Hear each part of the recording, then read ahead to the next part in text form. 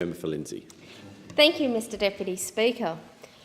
This weekend I had the enormous pleasure of accompanying the Cooee marchers as they passed through both Penrith and St Mary's.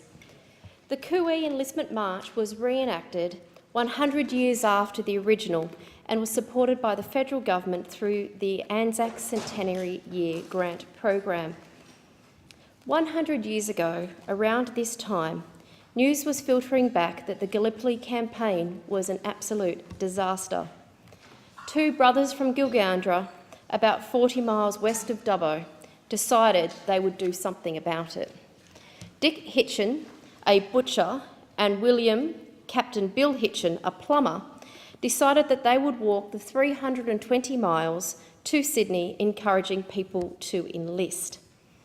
The reenactment was part of the Centenary of Anzac grants for the Lindsay electorate and projects including the restoration of the World War I honour boards, the Memorial Gardens at Wallamai College and the Cenotaph in Victoria Park in St Mary's.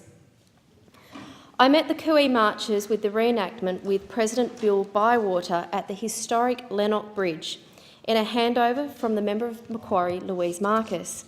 With the marchers, we rounded the corner into the Sydney Basin, stopping off at the Emu Plains Schoolhouse for a nice glass of lemonade.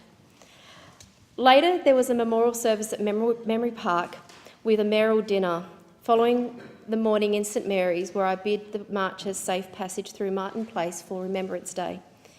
I would like to note that it was quite an honour to share the Cooee poem with Councillor Tricia Hitchins, whose husband's family are a relation to the Hitchins family who started the Cooee March 100 years ago, a nice link between Penrith and Gilgandra. Sadly, the stories of many of the original listers are lost to time, but we were able to pay a special attention to Sam Lucas, whose family joined us in St Mary's. We were honoured to know that his family have not forgotten, and it was great to meet Dorothy Seal on Sunday morning. Sam, like so many young men who joined, Sam went to war as part of the 4th Australian Pioneer Battalion. He was killed in action on the 21st of April 1917 whilst fighting in France. In Penrith, the march was joined by Alan Easterbrook, who became a private with the 13th Infantry Battalion, Selby McGarity, who would also become a private serving with the 13th Infantry Battalion, W.A. Sutton, who unfortunately and sadly we know very little about. I would like to thank the Cooee marchers who not only let me join them from Lennox Bridge down to Emu Plains, but then also the 10 kilometres on Sunday morning from Penrith up to St Mary's. I'd also like to thank the hard work of the committee that put this all together, in particular St Mary's and Penrith RSL, Tony Fryer and Mick McConnell. Thank you.